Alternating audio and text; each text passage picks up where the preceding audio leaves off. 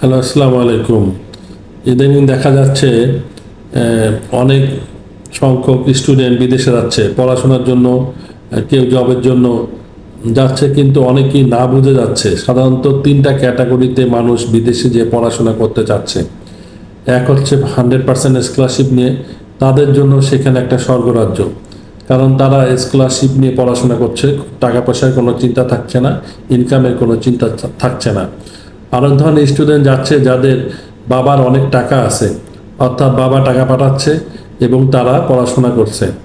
কিন্তু যারা তৃতীয় যে যারা যাচ্ছে, যাদের কোনো টাকা পয়সা অথবা ফাইন্যান্সিয়াল সাপোর্ট নাই, তারা অনেকেই না বুঝে বিদেশে যাচ্ছে এবং বিদেশে গিয়ে পড়াশোনা এবং একই সঙ্গে অড জব করে চালিয়ে নেওয়া বেশ কঠিন হয়ে যাচ্ছে। তাদের অনেকেই প্রায় পড়াশোনা বাদ দিয়ে টাকা পয়সা ইনকামের দিকে ঝুঁকে যাচ্ছে। তাই যারা বিদেশে যাবেন, তারা আগের থেকেই চিন্তা ভাবনা করে যাবেন যে বিদেশে গিয়ে কি করবেন। যদি ফাইন্যান্সিয়াল আপনার সাপোর্ট নাই থাকে, তাহলে বাংলাদেশ থেকে আপনি কাজ শিখে যাবেন। কাজ শিখে গেলে সেখানে গিয়ে আপনি পড়াশোনার পাশাপাশি অড জব করে টাকা ইনকাম করে পড়াশোনা করতে পারবেন।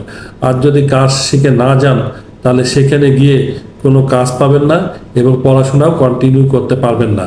তো সেক্ষেত্রে আপনাকে আমি বলবো যে আপনারা বিশেষ করে আইটির উপর প্রশিক্ষণগুলো নিয়ে থাকেন, যেমন graphic design, video editing, content writing, technical writing.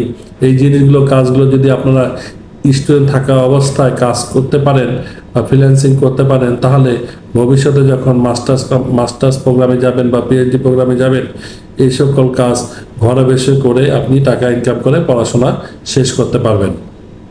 ধন্যবাদ, ভালো থাকবেন। আসসালামু আলাইকুম।